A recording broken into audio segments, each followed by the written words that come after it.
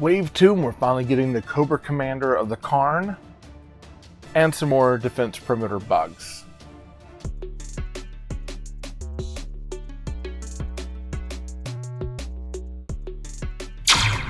Hey toy fans, I'm here with another Final Faction review. This time we're looking at Wave 2 of the Kharn, the evil diabolical Kharn. And out of this we get General Diabol, we're getting our bounty hunter Krepitus, and perimeter defense crawlers. So we're getting another perimeter defense. However, these I believe are shown as Wave 2 for these instead of being with the defense stuff that we got from our last wave. And you can see that episode up there in the, there you go, top right hand corner. All right. So before we get into these, if you haven't subscribed, be sure to subscribe now. Hit that like button. It helps YouTube know that you like what I'm making. Comment down below. I like commenting with you all. And be sure to smash that bell notification so you can be notified of anything that comes from me to you. Now, what do you say? Let's get into it. Okay, so let's look at General Diabol first. Okay, so he comes on, of course, the bubble here. And we get to see General Diabol in the back with his artwork there. We get that kind of pinkish purple Kharn information over here, so we know that these are the bad guys. Of course, we get General Diabol. And let's go to the back.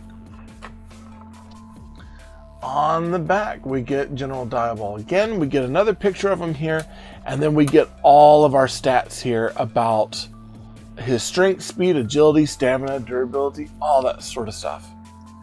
And here we get some more information. This is Queen Malara's most trusted general. Dybal is a ruthless mastermind who never fails. While Dybal prefers to dictate the rules of engagement from his command center, he has no fear of the battlefield and is happy to engage his enemy in hand-to-hand combat.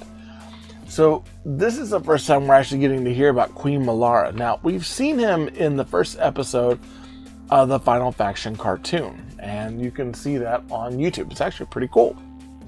Over here, we see that we've got others in the wave, Chiro, Scope, and Torn, which we've already talked about. Amari, Riptide, and P131, which we will talk about soon. Dybal, Krepitus, and Crawler, which is our second wave of Kharn that we're talking about today. Now, Krepitus, I believe, shows up in the second episode. I haven't actually got to watch the second episode yet, so it's one that I'm going to be looking forward to here pretty soon. He's got kind of a Predator vibe with these braids on him. I kind of dig him. And he doesn't, you know, even though his card is in that purple Kharn, he's got a few colors that are different from what we've gotten with Kharn so far. So he kind of shies away from the purple and lavender tones, and he's got some gold and some greens. Let's go to the back. Okay, Krepitus from Kharn. We get all of our stats here, and it says Krepitus is a relentless bounty hunter. He is tasked with eliminating loose ends for the Kharn. Krepitus has no sympathy for his targets. He is only focused on the task at hand and will do anything to complete it. His latest bounty is that of a defector Torn. So Torn from our Alpha team is actually a defector. So that explains that pink face. Pretty cool. And then let's go to our perimeter defense, our last ones for the wave. And this one doesn't have quite as much of a file card. That's okay. We get, of course, all of our stats here, and it says small in stature but deadly in numbers. Crawlers can quickly swarm their enemies. Crawlers are the Kharn's first line of defense with their armor-piercing limbs. Ooh. So unlike the others where we had the X4 turret Decimator Huntra, this is technically a perimeter defense. But what's interesting about this one is it shows up in this wave instead of with these here. Kind of interesting. And because it doesn't have a firing missile, it is a different kind of perimeter defense. All right, now that's all three for this wave. And, you know, honestly, we could talk more about the packaging, but it's pretty cool. But we need to get these out and get to playing. And this is them outside of the packaging. And I gotta tell you, they look amazing. So This is the first time that we're getting Kharn outside of their normal color sets. So we're starting to get a little bit more colorful aspects of these. And I do want to start with General Diabol. Now, General Diabol is, of course, the main leader of the group. So, you know, there's quite a bit to him. He's a hefty figure, and he's got a lot of plastic, and he's actually bigger than the other Kharn figures. The one thing to keep in mind with him, he does have a weapon set that you can buy additionally that'll come with him, but he doesn't come with any weapons out of the packaging. He's got, as they put it on the card, he's got spiked limbs that helps him become basically a giant juggernaut, where he just kind of runs over everybody and does his thing. So, you know, it's one of those that he doesn't have any accessories because he is just such a brute as it is. I mean, he's bigger than the brutes. So that's something to definitely keep in mind. He does have 4 points of articulation, so he's got his head that completely turns. And nothing seemed to be hindered by this, even with the jaw. There's a little bit of gapping here that allows his head to turn all the way around. Of course, he has those hinged shoulders here, that swivel shoulders that move all the way.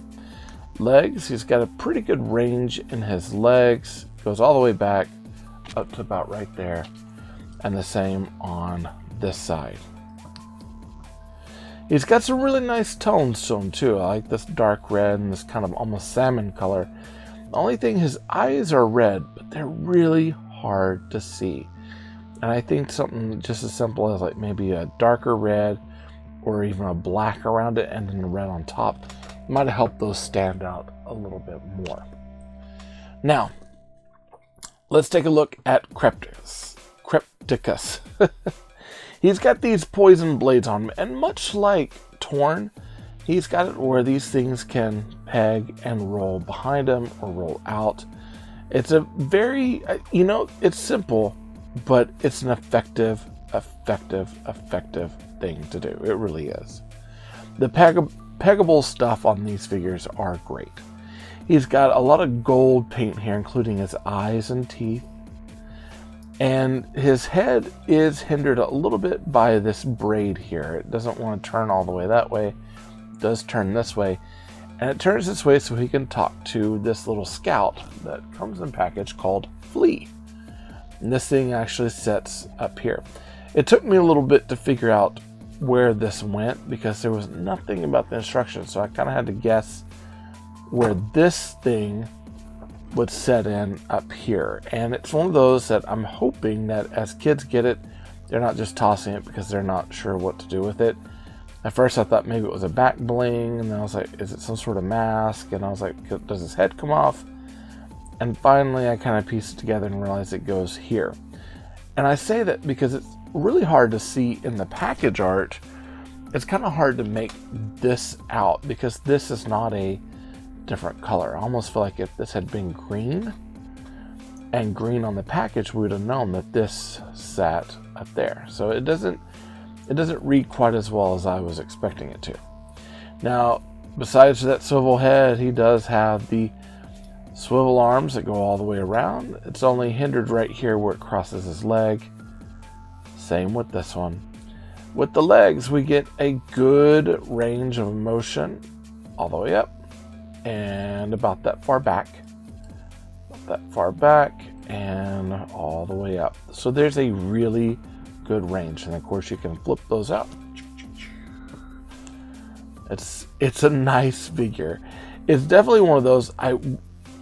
General Diabol I was expecting. I wasn't expecting a bounty hunter, but I dig him. He's got kind of a predator vibe, and he's really, really cool. And then of course we get our crawlers. Now the crawlers, we get 2 in a package, which is nice. We get some metallic work up here, and then we kind of go back to our traditional lilac gray kind of coloring here, purple gray that we're so familiar with. We do get 6 points of articulation. Okay, so we've got the pincers, both move out, move in. The front legs move forward and back, and the back legs move forward and back. They're very simple articulation, but it works in this case. I dig it because it does work. And the cool thing is we get two. You know, we could have gotten one, but we get two. So now we've got extra defense stuff to roll into battle with our bad guys. And I love it. I love the eyes here, this paint app. Like it looks robotic in a way, but it still looks very buggish and kind of like a spider, and it just it creeps me out and fascinates me all at the same time. Now, I picked these up at my local Dollar Tree, and they're sold at Dollar Tree because Greenbrier is selling these through that store right now, and they're supposed to be out at pretty much all the Dollar Trees right now. However, it took me a while to find these because my local one didn't get it until recently, though I know some Dollar Trees across America right now are getting them a little more often than others. But they should start hitting all the shelves about now, so that's really the place to go get this.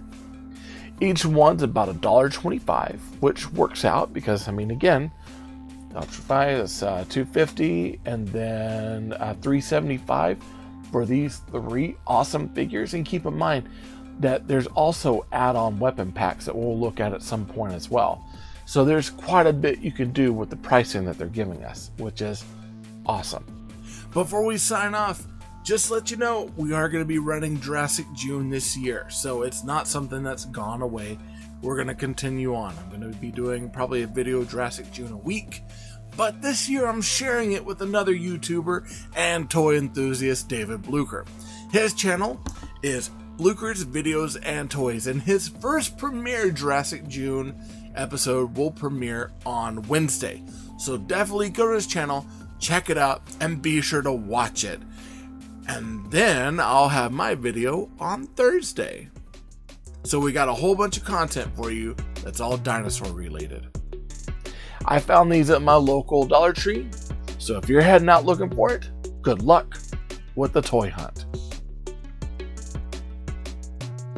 This episode of Tay Gun was sponsored by Marvin Dog Media. To learn more about Marvin Dog Media, visit www.marvindogmedia.com.